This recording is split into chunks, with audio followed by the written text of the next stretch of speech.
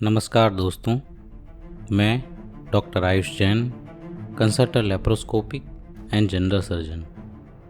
पिछले अंक में हमने देखा पर पराक्रमी हनुमान ने अपने शस्त्रों के द्वारा उसके समग्र शस्त्रों को बीच में ही काट दिया, पर वह कमल लोचना लंका सुंदरी के नेत्रों के द्वारा चलाए काम बाण हनुमान के हृदय को भेद रहे थे। उनके काम बाण ज्ञान ध्यान को हरने वाले थे। हनुमान जी विचार करने लगे कि यह कन्या मुझे दोनों स्थानों पर भेदित कर रही है। लंका सुंदरी ने भी काम से प्रेरित होकर कामदेव हनुमान को मारने के लिए जो शक्ति उठाई थी उसे पीछे हटा लिया। वह विचार करने लगी, यद्यपि मेरे पिता को मारने से यह दोषित है, तो भी जो अनुपम रूप से मेरे मर्म स्थान पर वार कर रहा है उसे मैं किस प्रकार से मारूं? अगर मैं इस पुरुष को ना पा सकूं तो मेरा जीवन विफल है। इस प्रकार विचार कर लंका सुंदरी ने एक बाण पर अपना प्रेम संदेश लिखकर उन्हें हनुमान के पास भेजा, जिसमें लिखा था, हे नाथ, मैं जो देवों के द्वारा भी नहीं जीती जा सकी वह आपके काम बाण से पराजित हुई हूँ। हनुमान यह प्रस्ताव पढ़कर पास आए और पिता मृत्यु के शोक से पीड़ित लंका सुंदरी को उन्होंने कहा, हे प्रिय, इस समस्त संसार में प्रत्येक जीव अपना स्वयं का कर्म भोगते हैं, तुम व्यर्थ क्यों रोती हो? इस प्रकार धर्म उपदेश देकर उन्होंने लंका सुंदरी का दुख दूर किया। हनुमान ने लंका सुंदरी के साथ गंधर्व विवाह किया। इस मिलन के पश्चात लंका के बाहर हनुमान जी की सेना का शिविर लगाया गया। साथ में रही लंका सुंदरी ने हनुमान से उनका अभिप्राय पूछा। हनुमान ने उसे सीता हरण की घटना से अवगत कराया और यह भी कहा कि वे रावण को समझाने आए हैं कि वह सीता को वापस लौटा दे। दूरदृष्टि वाली लंका सुंदरी ने कहा, स्वामी, रावण के साथ आपका जो पुराना सौहार्द है वह नष्ट हो चुका है। एक समय था जब आपके स्वागत में ध्वज पताकाएं लहराई जाती थीं, पर आज आप एक अपराधी की भांति लंका में प्रवेश कर रहे हैं। रावण आप पर क्रोध करेगा, इसमें कोई संशय नहीं।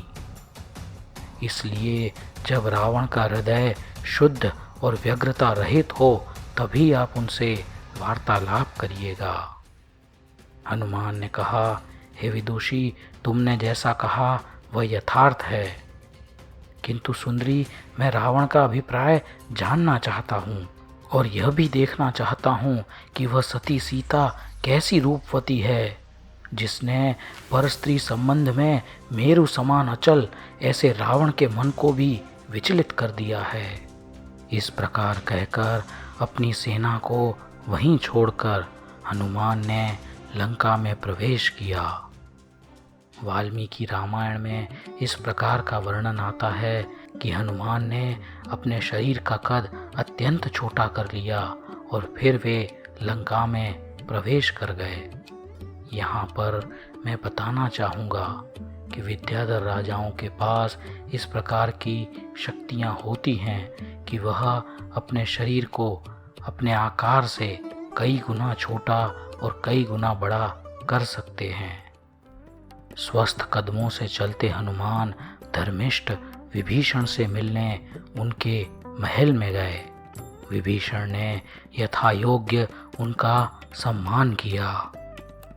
तदंतर कुछ वार्तालाप के पश्चात हनुमान ने कहा, हे देव, त्रिखंडाधिपति रावण किसी क्षुद्र मनुष्य की भांति परस्त्री की चोरी करता है।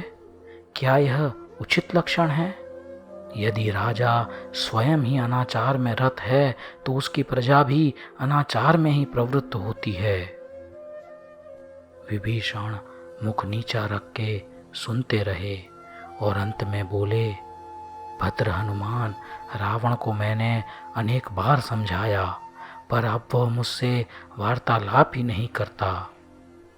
तथापि तुम्हारी बात से मैं फिर से उसे समझाने जाऊंगा।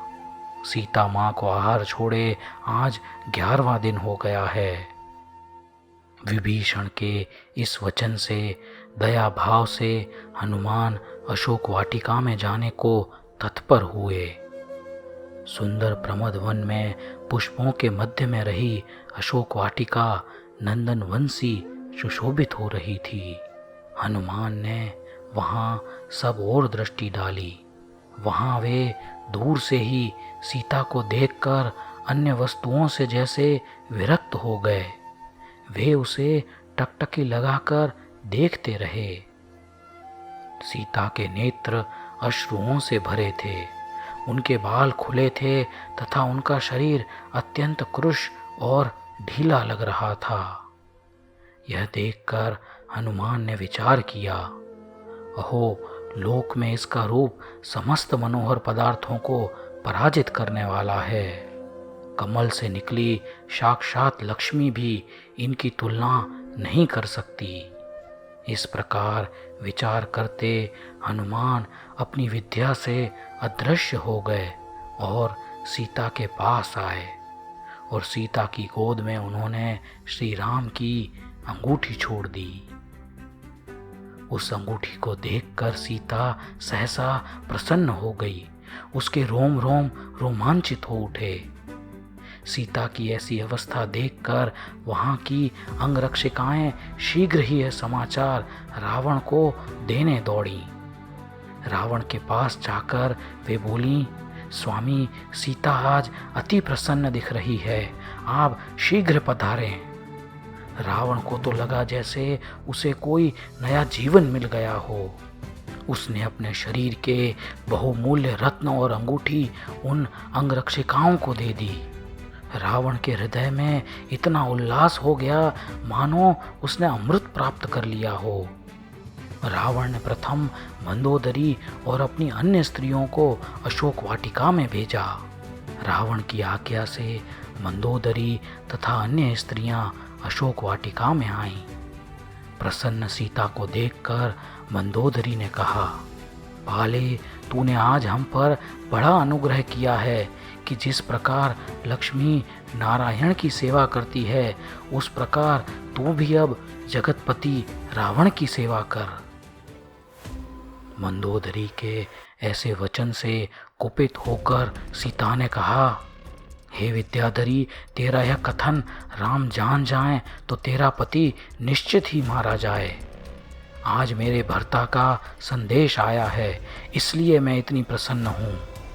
सीता के यह वचन सुनकर स्त्रियों को लगा कि 11 दिन से उपवासी इस स्त्री को वायु रोग हो गया है, इसलिए यह इस प्रकार चेष्टा कर रही है।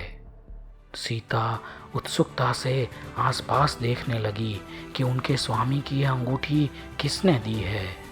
सीता की प्रश्न सूचक दृष्टि के उत्तर में हनुमान जी प्रकट हुए। उत्कृष्ट संघनन वाले पराक्रमी वानरवंशी हनुमान को मंदोदरी और अन्य रानियां आश्चर्य से देख रही थीं।